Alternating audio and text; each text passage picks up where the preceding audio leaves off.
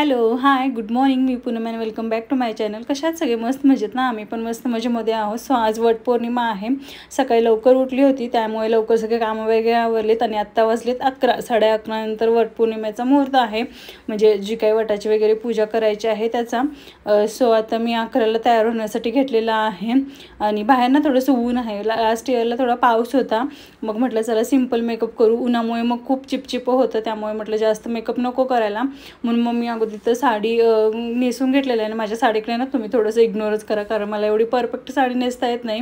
So मला जे काही ज्वेलरी वगैरे लागणार होती ती मी अगोदर साईडला काढून ठेवली होती. त्याचबरोबर जी साडी वगैरे घालायची होती सगळं मी अगोदर काढून ठेवलं होतं, कारण विहानला एकदा हे सगळं दिसलं ना की मग तो खूप हे करतो. त्यामध्येच तरी त्यांना माझ्या 2-3 साड्यांच्या घड्या विस्कटल्याच होत्या. असं विहान बाहेर गेलं आहे, तेवढ्या वेळात म्हटलं छान आवरून घेते. आणि मला ना फारसा मेकअप करायला आवडत नाही, जेवढा होईल तेवढा लाईट आणि सिम्पल मेकअप करायला आवडतो. तुम्ही इतर बघतच असाल मला. आणि मी जास्त काहीच लावत नाही. मी अगोदर एकतर साडी घालून घेतली, त्यानंतर मग थोडंसं मॉइश्चरायझर सनस्क्रीन वगैरे लावून घेतली, त्यानंतर थोडंसं पॉन्ड्सची क्रीम लावलेली आहे आणि नॉर्मल पावडर, लिपस्टिक, आयलायनर एवढंच लावलेलं आहे. आणि त्यानंतर मग हे ज्वेलरी आपली आहे ती. आणि म्हटलं चला गजरा वगैरे पण आणलेला होता, म्हटलं तो पण घालून घेऊ. आणि बाहेरनं खूप ऊन असल्यामुळे मग असं खूप मेकअप नको वाटतो मला. आणि एवढं सिम्पल मेकअप पण कधी कधी छान वाटतो. आणि थोडंसं साडी ना मला व्यवस्थित एवढी परफेक्ट नेसता येत नाही.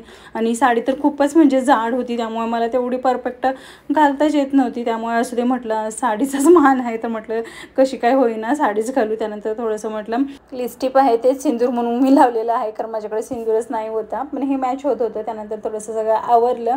आणि माझ्यासोबत ना आज म्हणजे आमच्याच बिल्डिंगमधले जे आमच्या काकी वगैरे आहेत त्या पण होत्या. लास्ट इयरला कोणी नव्हतं, त्यामुळे मला बाहेर जाताच आलं नव्हतं, कारण विहानला घ्यायला पण कोणी नव्हतं. आणि ह्या वेळेला योगायोगाने ना त्याचे काका आहेत घरी, त्यामुळे मला तसं म्हणजे एवढं छान आवरून जाता येतं, नाहीतर मग एवढं जाता आलं नसतं. सो सगळं आवरलं आणि 12ला आम्ही बाहेर पडलो. आता सगळे जायचं म्हटलं ना की थोडंसं वेळ होतंच. सो इथं जवळच आहे, एक 10-15 मिनटं लागतात. विठ्ठल रुक्मिणीचं मंदिर आहे, त्याच्या साईडला हे वडाचं झाड आहे. सो मी इथं ना फर्स्ट टाईमच येत आहे आणि माझी पुण्यातली नाही पहिल्यांदाच अशी वटपौर्णिमा आहे जी की मी इथं सगळ्यांबरोबर ना आलेली आहे. नाहीतर दरवेळेला कसं व्हायचं, ऑफिसला सुट्टी घेऊन म्हणजे ह्या गोष्टी नव्हत्या होत, कारण मग त्याच दिवशी बरोबर सगळ्यांना सुट्टी पण भेटणं पॉसिबल नसायचं. त्यामुळे मला काय असं दरवेळेला जमत नसायचं. आता ह्या वर्षी योगायोग आहे तर म्हटलं चला सगळ्यांसोबतच जाऊ. आणि एकटं जाण्यात आणि सगळ्यांसोबत जाण्यात वेगळाच मजा असते. तर ना वडाच्या झाडामागे फेऱ्या मारण्याचे कारण हे असतं की सत्यवानाचं आयुष्य 1 वर्षाचंच आहे असं नारद मुनी यांनी सावित्रीला सांगितलं सुद्धा. तिने ना सत्यवानाशीच विवाह केला आणि भविष्यातील तो दिवस आला जेव्हा यमदेवाने ना सत्यवानाचे प्राण घेतले. तेव्हा सावित्रीने यमाच्या मागे चालत जा कैकेयीची विनंती केली. आपल्या पतीचा प्राण मिळवण्यासाठी जिद्दीने प्रयत्न केला, परंतु यमराजाने नकारच दिला. पत्नीचा ठाम निर्धार पाहून यमराजाने 3 वर मागण्यास सांगितले. 3ऱ्या वरामध्ये ना सावित्रीने खूप विचार करून 3ऱ्या वरामध्ये पुत्रप्राप्ती होऊ दे असे मागितले. वैतागलेल्या यमराजाने तथास्तु म्हटले. तर परिणामी यमाला सत्यवानाचे प्राण परत करावेच लागले.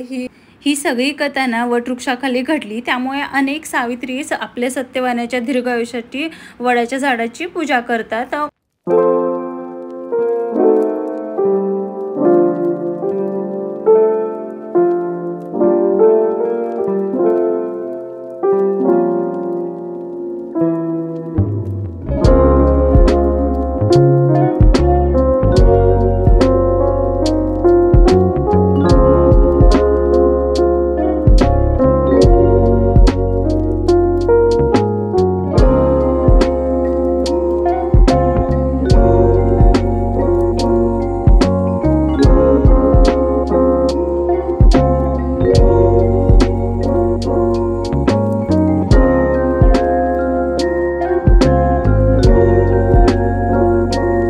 आम्ही ना इथं पूजा वगैरे केली. आणि जसं की मी बोललीच होती की साईडलाच ना विठ्ठल रुक्मिणीचं मंदिर आहे. तर मग तिथं कधीही आलो ना की मग चला तर तिथंही आम्ही छान पूजा वगैरे करून घेतली. आणि इथं मग सगळे बसून हळदी कुंकू वगैरे करत होते. आणि जसं की मी म्हटलं की नाही आता आमच्या इकडच्या आहेत, सो ते सेम त्यांनी जसं धाग्यामध्ये 5 काळे मणी वगैरे आणले होते. सो ते त्याच इथं आम्हाला सगळ्यांच्या म्हणजे छोटं मंगळसूत्र असतं त्यामध्ये बांधत होत्या. त्यानंतर आम्ही सगळ्यांनी हळदी कुंकू वगैरे केलं. त्यानंतर मग बाहेरच तुळस पण होती, तिथं पण पाणी दूध वगैरे सगळं घातलं.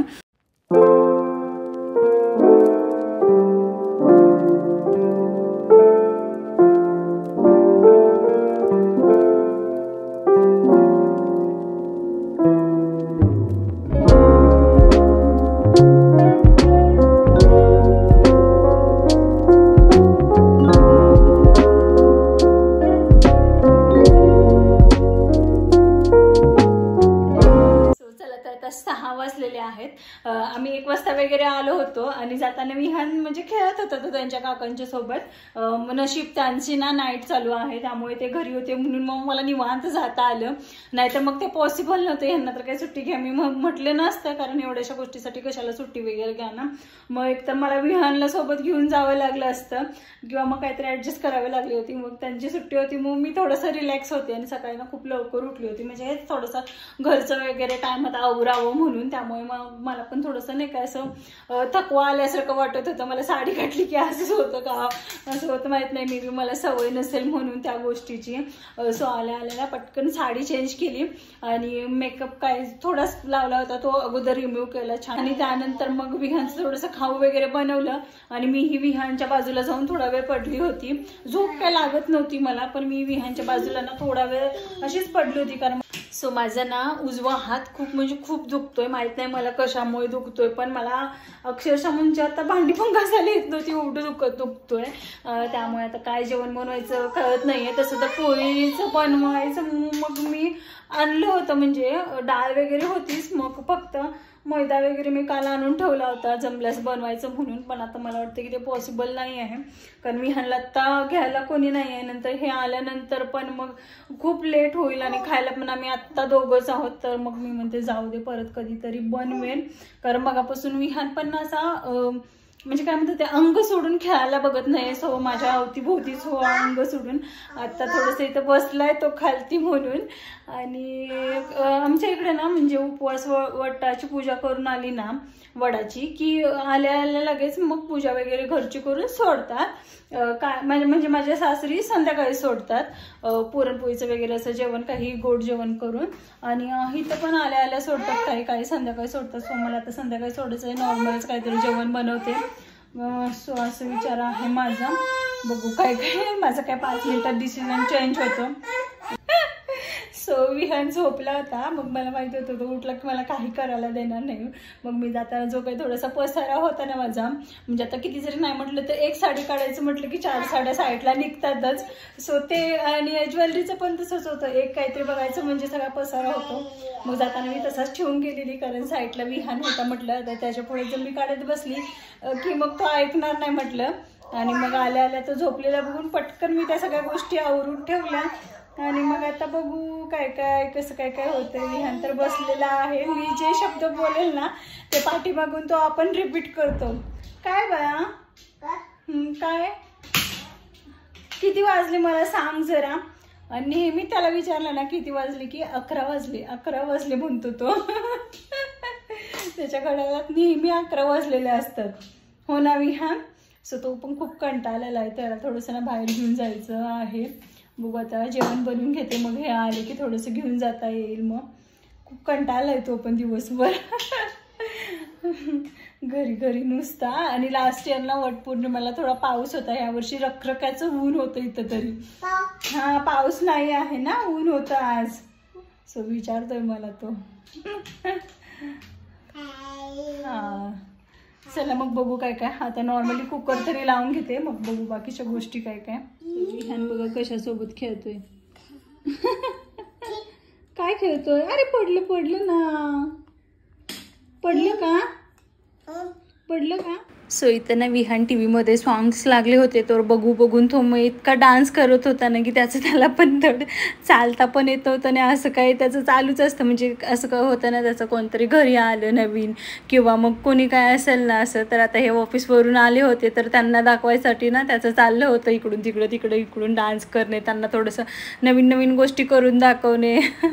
तर चला, तर मग आमचं जेवण वगैरे आवरलं आणि मला ना खूप कंटाळा आला होता, मग मी नंतर काही शूटच केलं नाही. आय होप तुम्हाला माझा आजचा ब्लॉग आवडला असेल तर लाईक, शेअर आणि सबस्क्राईब करायला विसरू नका. भेटू नेक्स्ट ब्लॉगमध्ये, तोपर्यंत बाय.